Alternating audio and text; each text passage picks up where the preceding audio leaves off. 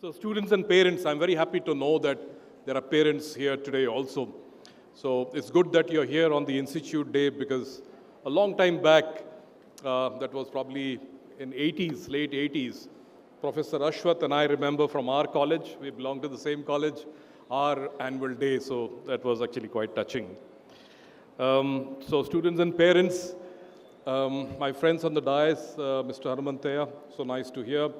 Sujit Shetty here, you must not let him go without making him sing a song.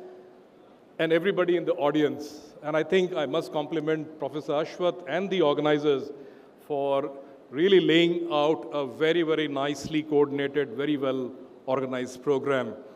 I saw the agenda, and actually in the last just 35 minutes, I have had actually a good grasp of what BIT is capable of, what you students are all capable of. So keep it up.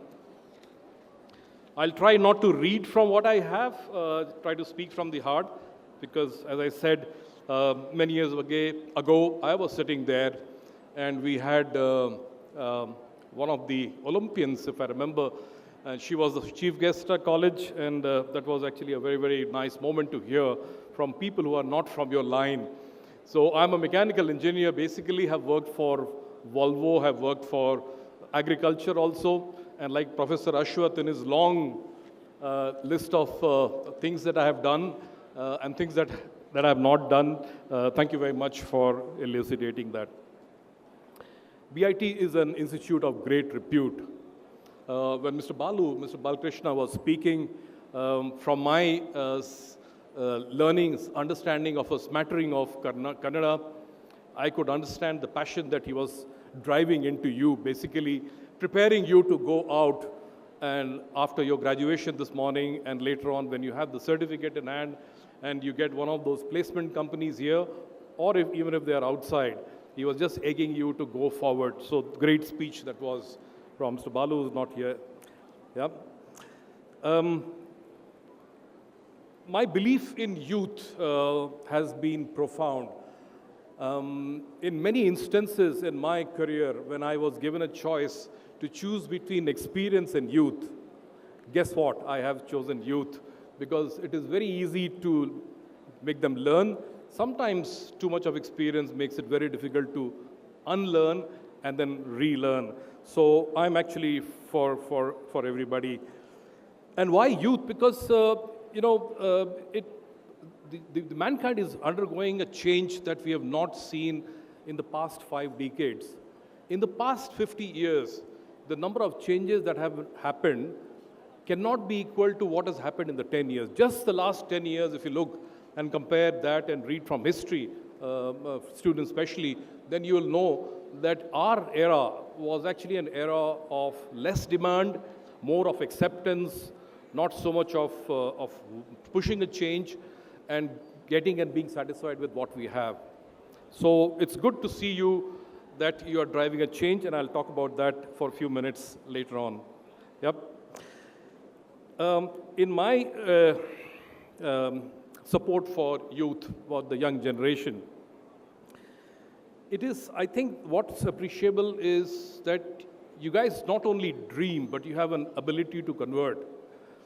I remember a neighbor telling me that her son, who was in standard 10, was going out for a breakfast meeting with fellow 10th standard students to discuss startup. Can you guess? I was only thinking of cricket when I was in 10th, and of course, my college. And here we have young students talking about startup here. So I think it's the ability to dream and to convert their thoughts into action, their boldness to demand a change. You can't now keep a person quiet. Did you read in the papers 2-3 days back that a professor tried to hold down a student by, actually pulling his leg by saying you're not pronouncing the foreign professor's name properly? It went into the media, and guess who was actually pushing this sign of protest? It was actually the students, the young generation, saying that don't try to shut us up. So you can see the change that is happening. Also the flexibility. In our generation, we were not so flexible in accepting a change.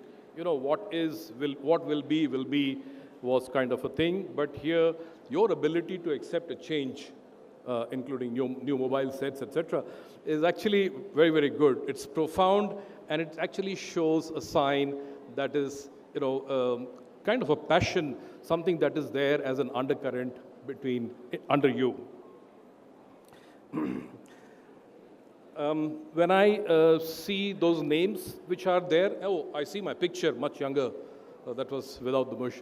When I see all those placement companies coming here, and I see the people who are getting placed, it's not the value of what you're going to get in compensation. Believe me, if you have a destination and you have a target in life, it's already set, you will achieve it one day, whether it's a position or whether it's a salary. It's just that you have to pace yourself. You may not get it on day one, but do remember that the treasure is out there and you will reach one day. It's all decided. So if I were to look at those companies, or even the companies that I have worked for, and if I was given a chance to replace the board of directors, I'm talking about the right on top, of which I was also a member, I would actually now, if I was given the liberty, would balance experience with enthusiasm, balance experience with youthful enthusiasm. I would balance knowledge with intelligence. It's not knowledge that counts, it's not the degrees that count, it's the intellect, it's the intelligence that counts. And I would also balance maturity with youth, as I told you earlier. So balancing experience with enthusiasm, knowledge with intelligence, and maturity with youth. I talked about change and the young people demanding a change. So many decades or centuries back, somebody said, change is the only permanent thing. And when I see you, the young lot, including some of the artists also changing mobile phones very quickly, changing and adapting to new fashion styles. I see at the traffic junction young motorcyclists so impatient for the lights to change or with the traffic that is around them. I actually go deeper down. It's not about a mobile set. It's not about a torn jeans that you buy from the market, or it's about the motorcyclist at the intersection. I think it is, if you go deep down, you see that he is impatient. He wants an improvement around it. And the improvement cannot be in steps. He wants a continuous improvement. And that's what actually is good about this generation, that you are demanding a change in sense that you're demanding an improvement in the way things are. So now I understand what I heard many, many years back, change is the only permanent thing. To end this, with all this impatience, speed, haste, demand, comes some checkpoints. You always hear your mother say that, hey, don't drive fast, although you want to reach there as soon as possible, but then there are some checkpoints that you hear from the mother. From my experience, I think, before I close, I would like to put a few checkpoints for you.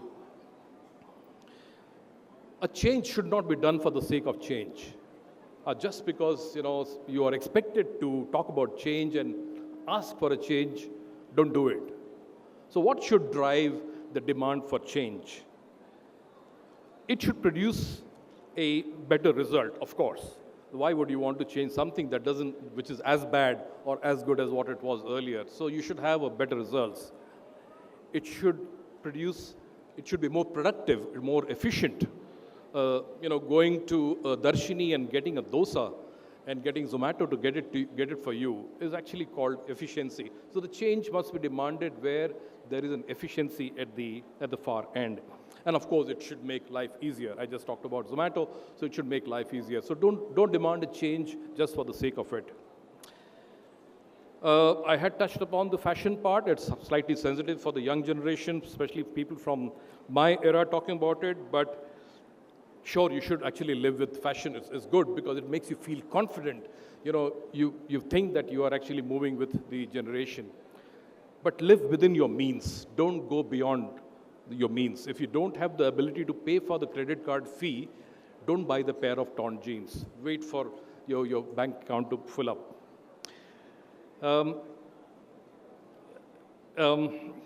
I talked about change. Don't ask for, just for the sake of asking for a change. But impatience is also probably in the same line. Impatience is fine. I mean, at the traffic signal, it's okay sometimes to honk, but it should not be just for, you're being impatient and not doing anything about it. If you are impatient and you do not do anything about it, it is, like the tin with the stone inside.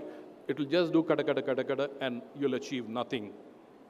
And you can see where we don't participate in bringing about a change.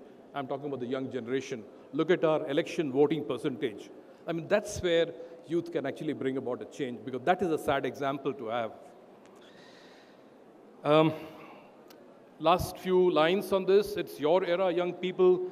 Live it and make an impact out of it. But do remember, as you go through these 4 years here and come to the end of it, this morning some of you were also announced as graduates, maybe slightly prematurely before the university does it. The spark of leadership is actually seen early.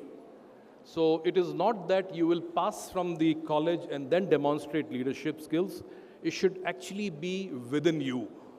And you should not say, I have leadership skills. It's the guy in front of you should say that there is something in this, right? In Bombay, they will say, is bande mein dam hai. So therefore, it is a sign that comes in very early. But don't worry, if you have to look inside you and you can find the gaps, try to fill it as soon as possible, because time is one thing which is not on your hand.